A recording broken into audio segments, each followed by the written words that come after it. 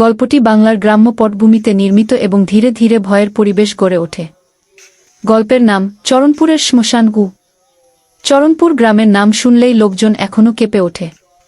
একসময় এই গ্রাম ছিল সুখ-সমৃদ্ধিতে ভরা, কিন্তু আজ শুধুই একটা ভৌতিক ছায়া। চরণপুরের শেষ প্রান্তে একটা পুরনো শ্মশান রয়েছে, যেখানে নাকি আজও রাত হলেই কেউ না কেউ হারিয়ে যায়।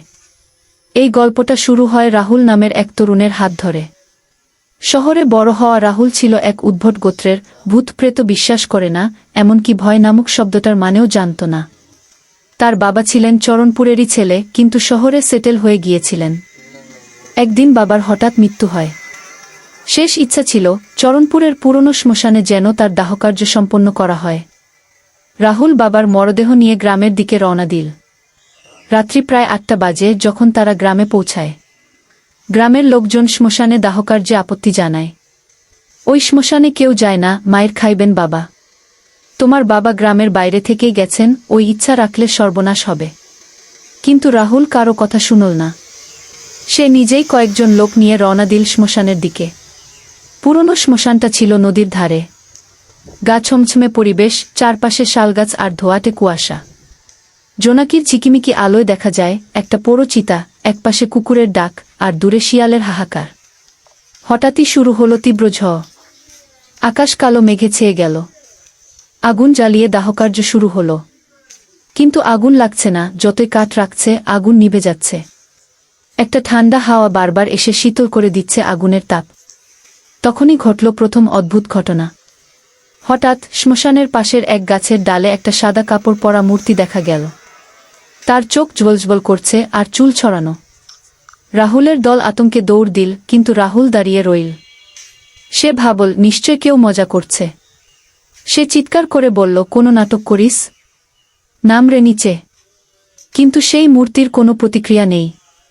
বরং সে ধীরে ধীরে গাছ থেকে ভেসে ভেসে নিচে নামতে লাগল। এখন দেখা গেল সে হাঁটছে না, মাটির উপর দিয়ে ভেসে আসছে। রাহুলের বুকের ভিতর শীতল স্রোতের মতো ভয় নামল। তার পা যেন মাটি থেকে উপরে আসছে না। হঠাৎ সে অনুভব করল কেউ তার গলা চেপে ধরছে।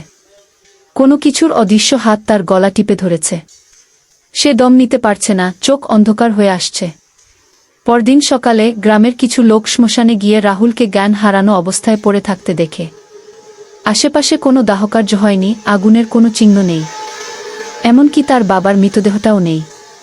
গ্রামের পুরনো মানুষ বলল, এই শ্মশানে আজ থেকে 50 বছর আগে একটা ভয়ানক ঘটনা ঘটেছিল। গ্রামের এক নিঃসন্তান দম্পতি, নারায়ণ আর তার বউ, নিজেরাই আত্মহত্যা করে এই শ্মশানে। তারা নাকি আজও এই শ্মশানে ঘোরে। কেউ এলেই ধরে নিয়ে যায়। কিন্তু রাহুল ফিরে গেল না। সে জেদ ধরে রইল বাবার দেহকে সৎকার করবে এই শ্মশানেই। পরদিন রাতে সে আবার একা শ্মশানে গেল। এইবার সে কিছুটা প্রস্তুত ছিল। সঙ্গে নিয়েছিল গঙ্গাজল, তাবিজ আর পুরোহিতের দেওয়া মন্ত্র লেখা লাল কাপড়। সে আগুন জ্বালাল, বাবার দেহ পুনরায় শ্মশানে আনল। কিন্তু ঠিক আগের মতোই বাতাস এসে আগুন নিভিয়ে দিচ্ছে। রাহুল মন্ত্র পড়তে লাগল। হঠাৎ আবার সেই সাদা মূর্তি উদয় হল। এবার সে মাটিতে বসে মুখ থেকে কাঁদছে। রাহুল জিজ্ঞেস করল, তুমি কে? কেন এসব করছ? মূর্তিটি মুখ তুলে তাকাল। সেই মুখ দেখে রাহুলের গা কাটা দিয়ে উঠল। ওটা তার নিজের মুখ, একদম হুবহু। সেই ভূতটি বলল, তুই তো জানিস না তুই কে গি? তোর জন্ম এখানেই হয়েছিল। তোর মা, আমি এই শ্মশানে তোরে জন্ম দিয়ে মরে গেছিলাম।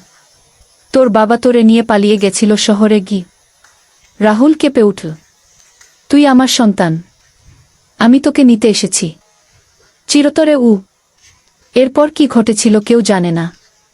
রাহুল আর গ্রামে ফিরে আসেনি।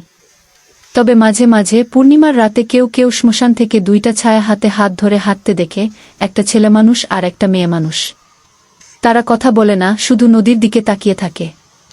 চরণপুরের মানুষ আজও ও শ্মশানের ধার ঘেঁষে না, কারণ তারা জানে সব মৃতরা শান্তিতে ঘুমায় না। গল্পটি এখানেই শেষ। ভালো লাগলে কমেন্ট করে জানাবেন। ধন্যবাদ সবাইকে।